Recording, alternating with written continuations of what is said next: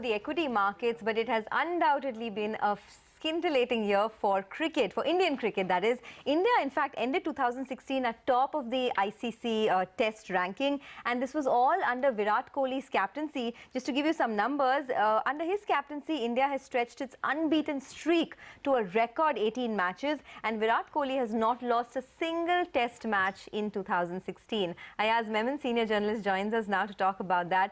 Ayaz, first of all, before we head into the new year, Happy New Year to you in advance. Thank you, and all of you all. And it's been a great year for cricket. Fantastic, and as you mentioned, Virat Kohli's stock is really soaring. You know, I mean, he's just taken off. He and Ravichandran Ashwin. Yeah. I mean, Virat is the big star. He's talismanic. He's replaced, I think, Sachin Tendulkar very swiftly as the game's biggest draw. Wherever he goes, he's now he's the Pied Piper, so to speak, brings in fans.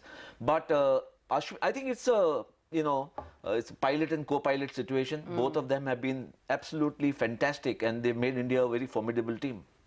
Absolutely. He's been unstoppable, to say the least, and succeeded in practically all forms of the game. He has, across formats. I think this season, the last season that we've seen, there was this challenge to him as a batsman, whether Kane Williamson is a little ahead, or Joe Root. There's Steve Smith playing in Australia and doing extremely well. But across formats, Virat has, I think there's consensus that he's perhaps the best batsman in the world playing the game currently. I was going to ask you that. Can he be branded as the best captain in the world currently? He's the most successful captain of the last year. And as you mentioned earlier, 18 matches without being defeated is fantastic going. I think, whether he's going to be an all-time great as a captain, we probably have to wait a couple of years more, because India's overseas record has always been a bit of an issue. So how he fares, and we only start playing overseas from the second half of 2017. So maybe the year and a half after that will tell us. Because remember, Dhoni in 2010-11, he was captain of the #1 test team and #1 ODI team. We won the World Cup, and then the minute we went to England, we lost 4-0. We went to Australia, we lost 4-0, and then this whole thing of we can't play overseas started.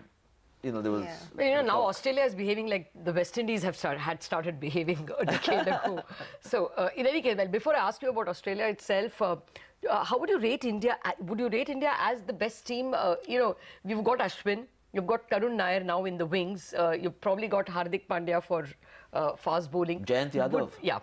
Would we rate ourselves as Lata, this is an interesting question. That's why when, is India going to be a formidable team overseas? My hunch is yes. And I say this because there's a lot of depth and breadth that has emerged out of Indian cricket. Do we have enough fast bowling? Yes. So ultimately, to win test matches, you need to take 20 wickets more often. Especially abroad. So you got a clutch of fast bowlers whom you can pick from. You got a clutch of spinners whom you can pick from. The balance of the team is very good. The batting is not really such a big issue, but they still have to make runs.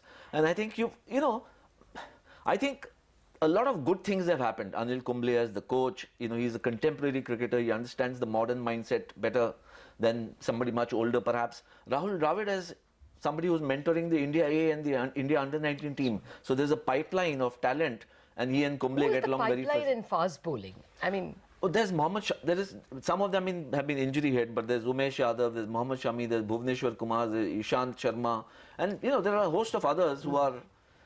Ultimately, I think you need balance in the attack. When you're playing overseas, you'll probably play 3 fast bowlers and 2 spinners, and it's the other way around when you're playing in India.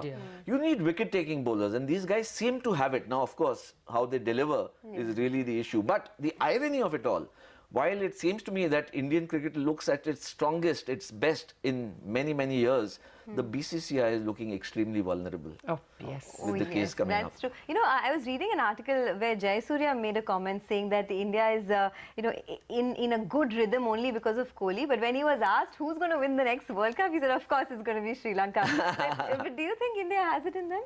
Of course. I think, look, apart from the test wins, we lost in the semi-final in the 2015 50-over World Cup, and we lost to the ultimate winners, Australia. We lost in the semi-final in the World T20 Championship to West Indies, who went on to win the tournament. So it's not that we lost easily anywhere. And we are #1 in test matches, we are #2 in T20s, and #3 in ODIs.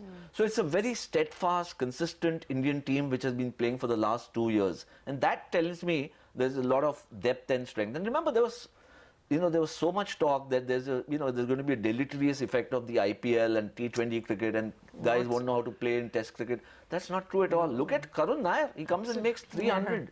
in his third test match. Jayant Yadav, who's looking like a fabulous all-rounder himself, apart from Ashwin. Okay, well, this may be an academic question, but who would be more valuable, really, Kohli or Ashwin? I mean, who would you give the final? Kohli has style, stamina, swagger, but value, is it not Ashwin? So, my take on it would be that the most valuable player for India, I would say, would be Ashwin on current form. The most important player for India and perhaps in the world for the sport is Virat Kohli. Look, ultimately, he's brought intrepidity. He's got a lot of josh into the Indian team. That's right. And I think that his exuberance is so contagious that everybody in the dressing room is like that. He's brought the EQ, the emotional quotient. Absolutely.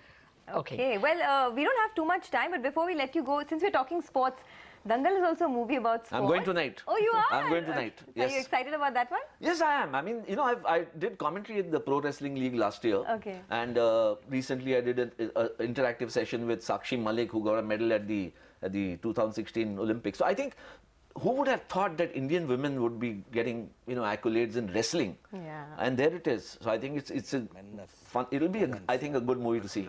Oh yes, certainly. We just discussed Dangal. Ayaz Memon, it's a pleasure having you with us in the studio. Thank you very much for joining.